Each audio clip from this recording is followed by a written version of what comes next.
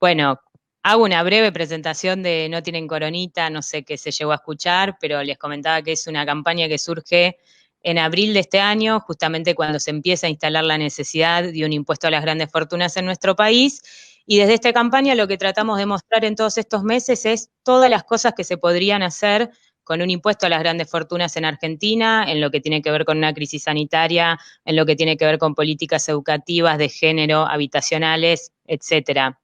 Y también en lo que tiene que ver a distintas zonas. Por ejemplo, qué pasa con la Ciudad Autónoma de Buenos Aires, que es el distrito más rico de nuestro país.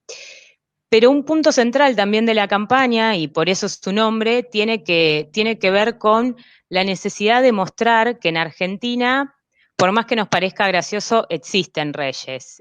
Los Paolo Roca, los Bulgeroni, los Pérez Compán, toda esa gente que tiene su fortuna valuada en miles de millones de dólares, mientras desde algunos medios se trata de instalar la idea de el esfuerzo empresarial que se viene realizando. El objetivo de esta charla es poder discutir en concreto qué implica, en qué marco surge y fundamentalmente cómo se vincula con las necesidades de distintos sectores y qué tareas nos demanda para quienes pensamos en términos amplios que esta crisis económica, social, sanitaria que atravesamos la tienen que costear quienes más tienen, pero también quienes se fugaron millones en el periodo anterior. Ahora le damos la palabra a Beto Pianelli para preguntarle, considerando, digamos, el impacto de la pandemia en el mundo del trabajo que se juega para las organizaciones sindicales y el movimiento de trabajadores en general, con la aprobación del impuesto a las grandes fortunas o por qué se empuja esa política, y también en una discusión más amplia que las patronales intentan instalar en la sociedad, dicen, bueno, no, porque este impuesto va a generar que no haya inversiones, que no haya nuevos puestos de trabajo. ¿Qué opinión te merece esto? Hola, buenas ya noches a todos y todas.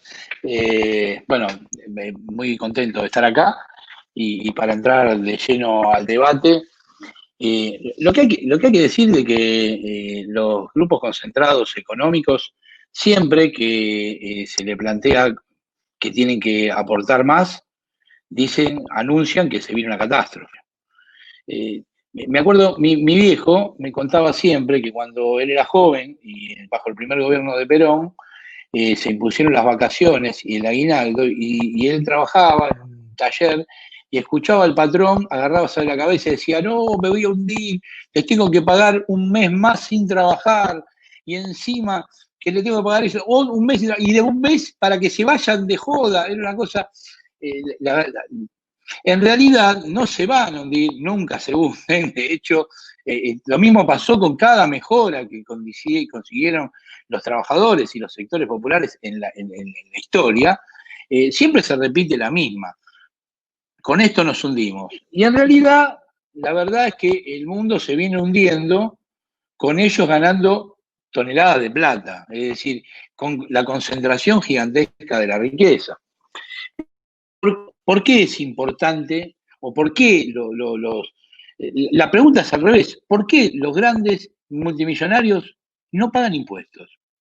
Y en la Argentina, digo, el presidente Alberto Fernández lo dice cuando se encontraba con Merkel, no con Maduro, con Merkel, le decía, no entiendo por qué en la Argentina los ricos no pagan impuestos. Merkel, no Maduro, no Raúl Castro. No, le decía Merkel esto. ¿Por qué? Porque hay una mala costumbre de los grupos concentrados argentinos, es decir, la oligarquía, la burguesía argentina, que no quiere pagar nada, nada, nada. ¿Y por qué es importante este impuesto? Este impuesto, que hay que decir la verdad, es muy importante que se vote, pero es un impuesto por única vez y en una situación excepcional. Por eso es casi inmoral oponerse. Digo, aquellos que se oponen son inmorales. Ya, traspasa todo hecho o toda evaluación política o ideológica. Es absolutamente inmoral con el sacrificio que se viene haciendo para afrontar una pandemia que no la elegimos ni la produjo nadie. Es decir, es una pandemia que vive el mundo.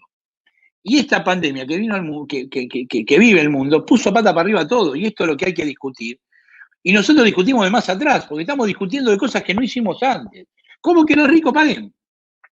Entonces, este impuesto, por única vez, obviamente, todos estamos esperando que salga.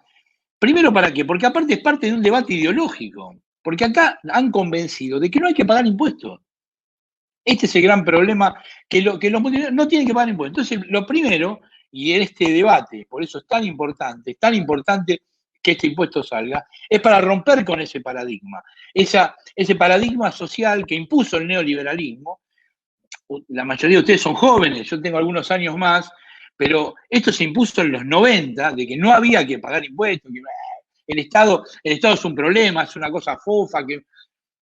Bueno, volver a rediscutir esto es algo extraordinario. Ahora, ¿con este impuesto alcanza? En verdad, no alcanza. Recién, Estefanía, cuando hablaba, decía, esto abre la posibilidad de discutir una reforma tributaria.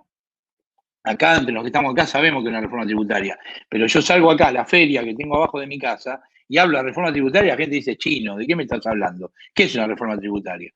Y una reforma tributaria, en realidad, lo que nosotros debemos discutir acá, ¿cuáles son las medidas que necesitan los trabajadores y las mayorías populares?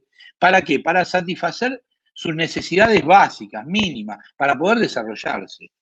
Y en ese sentido, hay una batería de medidas que la única forma de hacerla es con una reforma tributaria. Es precisamente de que los que ganan muchísimo no ganen tanto, distribuyan parte de esa ganancia en la sociedad. Es decir, los que ganan poco empiecen a ganar un poco más.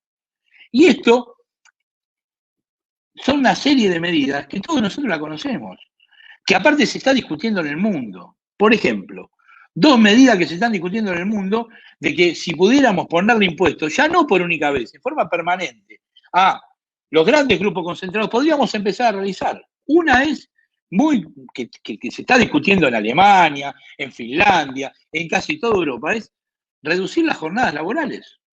Es decir, estamos en un mundo donde hay millones de desocupados y hay otros que trabajan 14 horas. ¿Cómo se puede entender? ¿Por qué no redistribuimos el trabajo que existe entre todos para que todos tengamos acceso al trabajo y aparte todos tengamos acceso a un salario? Otra de las medidas, que parece irracional esto, pero es lo que se está discutiendo. La Argentina, les cuento, la jornada legal en la Argentina son de 48 horas semanales. Tenemos el récord en Sudamérica, Argentina y Colombia, 48 horas. Chile, de Piñera, tiene 40 horas semanales como jornada legal.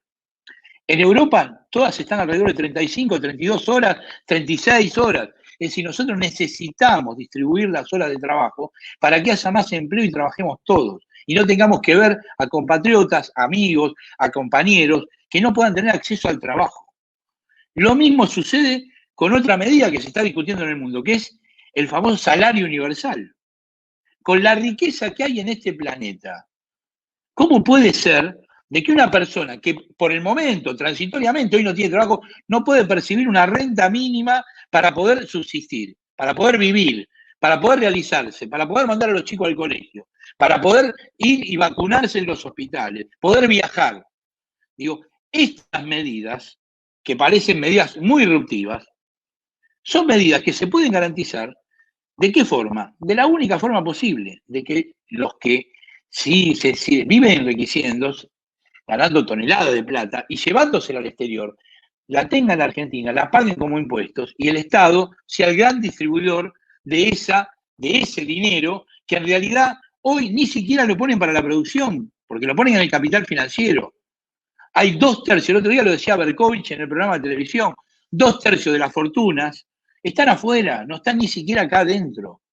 Entonces, necesitamos este impuesto, es una necesidad. Nadie, no se va a quebrar ninguna empresa, ni loco, no hay ninguna posibilidad de que se quiebre una empresa, porque aparte los que van a pagar este impuesto son 12.000 personas, que son los grandes grupos concentrados, no les hace nada. Pero no solamente tenemos que discutir eso, tenemos que discutir qué modelo de país queremos cuando salgamos de la pandemia.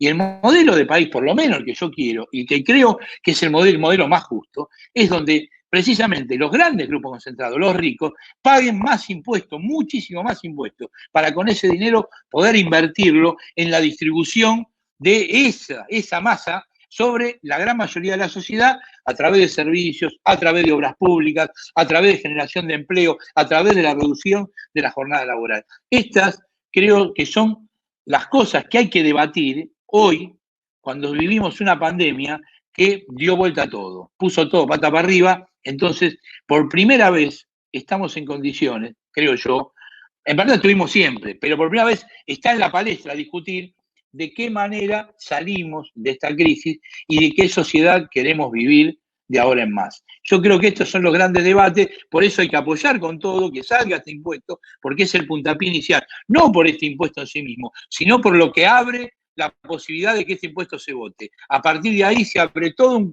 un abanico de discusiones sobre qué forma de vida queremos para nuestra sociedad.